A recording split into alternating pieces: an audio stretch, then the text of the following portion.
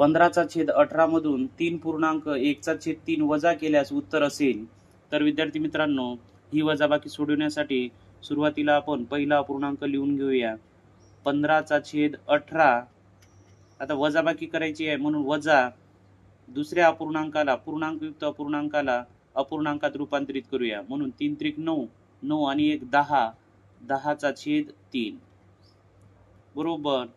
आता पहिल्या अपूर्णांकाच्या छेदामध्ये 18 आहे आणि दुसऱ्या अपूर्णांकाच्या छेदामध्ये 3 आहे. समछेद करण्यासाठी दुसऱ्या अपूर्णांकाला 6 ने गुणावे लागेल. म्हणून पहिला अपूर्णांक लिहून घेऊया. 15/18 वजा 10/3 गुणिला 6.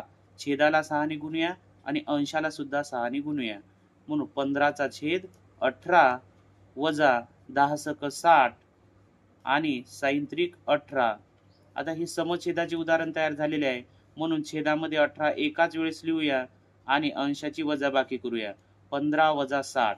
आता 15 मधून 60 जात नाहीत, परंतु ऋण चिन्ह देऊन आपण वजाबाकी करू शकतो. म्हणून 15 मधून वजा 60 वजा केले असता आपल्याला उत्तर मिळणार आहे वजा 45/18. अशा प्रकारे आपल्या या वजाबाकीचे उत्तर आलेले आहे वजा 45/18.